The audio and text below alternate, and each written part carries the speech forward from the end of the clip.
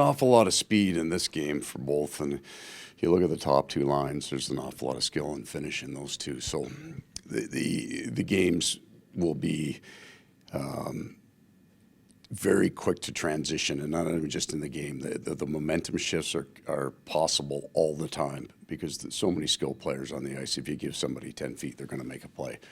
So that energy level will be up certainly for us with everything that we have to look forward to here tonight. And they're prepping for the playoffs, and they got a healthy team, so it'll be a fast one tonight. Matthew Tkachuk said the guys are really going to need the crowd for these two games. How much of a difference can the crowd make in games like this?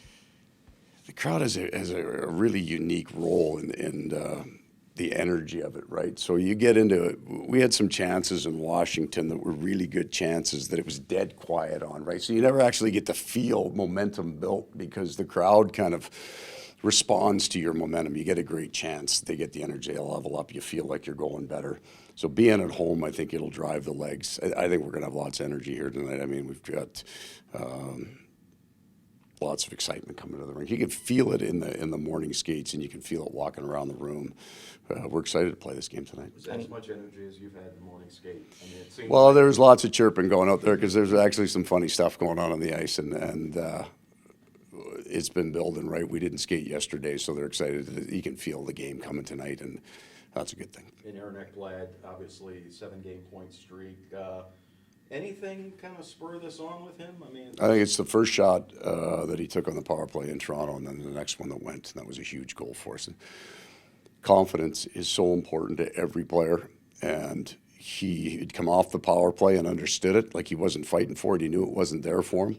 And when he went back out, he's been a different player in terms of his focus of shooting pucks and pounding it to the net, and that you start to feel good. I think it relates to his whole game. When he was off the power play, he didn't touch the puck as much because you don't get those power play touches. And I thought in some ways he played a quieter game because of that.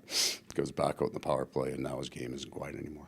You almost feel like things are starting to go in his way, just thinking to the goal he scored the other night in Washington where, puck just found it right to his face. Yeah, he had a whole bunch that didn't, right? And kind of, I guess it goes back to that confidence. I almost feel the exact same kind of with Anthony Duclair right now because he's had a whole bunch that just haven't formed, and it's a matter of those guys getting one to feel good.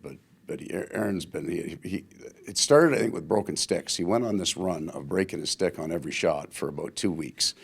And then he took a little bit off his shot for a while, maybe just to hold this. And it's a funny triggers that go. But he got into Toronto, and he hammered one the first time out. The next one we scored on, and that for me was the turning point.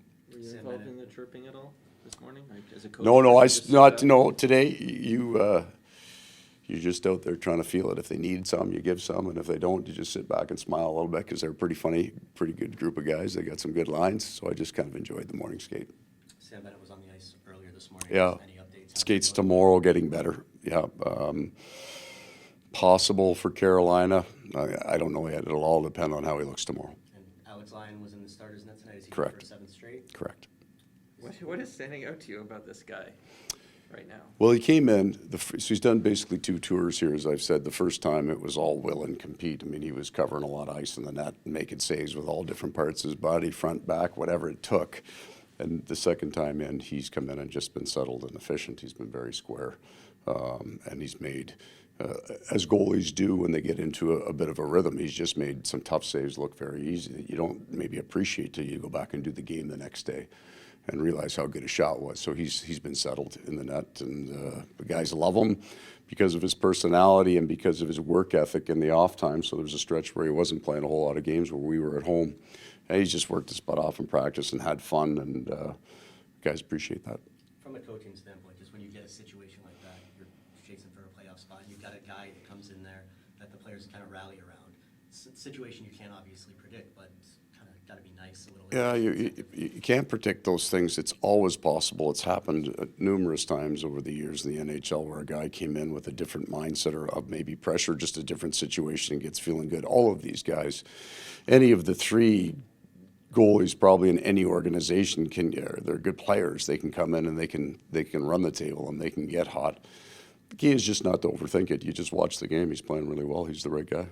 There is a desperation gap in this game just with you guys pushing and the Leafs locked in. Like, do you have a sense of what to expect from the opponent, or is that a question mark? No, it's not. I think they're going to play real hard, real well. I don't think they're taking their foot off it right now because they're prepping for something, and it's something that they want to be right on. And that first round gets talked a lot about in Toronto, so they want to be right and ready for that. So I think they go fast and they go hard.